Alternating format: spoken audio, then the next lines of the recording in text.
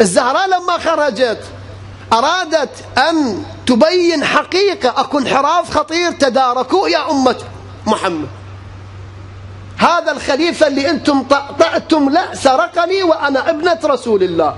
أول أيام على الكرسي كذب على النبي، كذب على الذات الإلهي. هسه هو أبو بكر لما أخذ فدك من فاطمة كيف كذب؟ قالها يا فاطمة أنا سمعت النبي قال نحن معشر الأنبياء لا نورث ما تركناه صدقة. طبعا هذا الحديث مكذوب.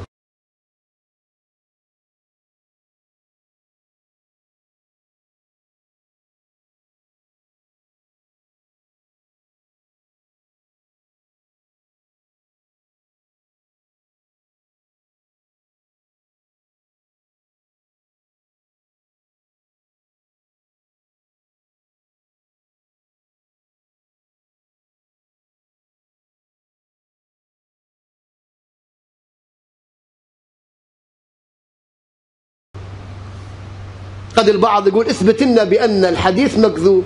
أي شيء عند استقراء يعرف بأن الحديث مكذوب. أولا هذا الحديث ما رواه أحد من المسلمين إلا أبو بكر.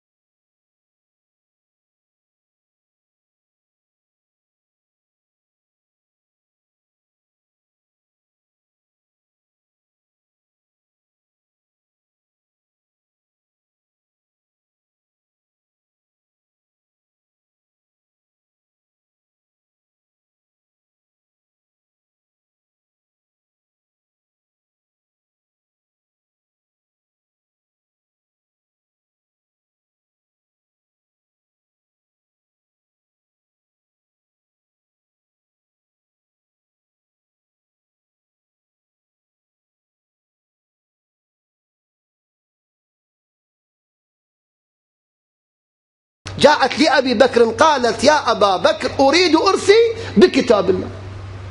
قال سمعت النبي قد قال. بينت هذه الحقيقة. يا أبا بكر أريد أرثي بكتاب الله. ما أجل الآيات قال سمعت النبي قال.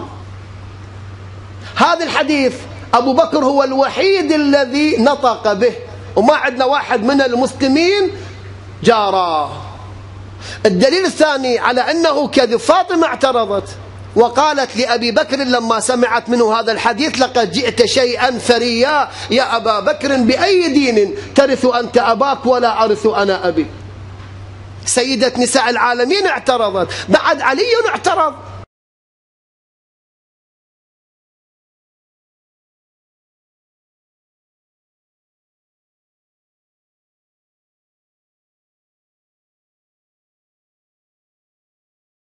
أكو واحد يريد شهادة علي؟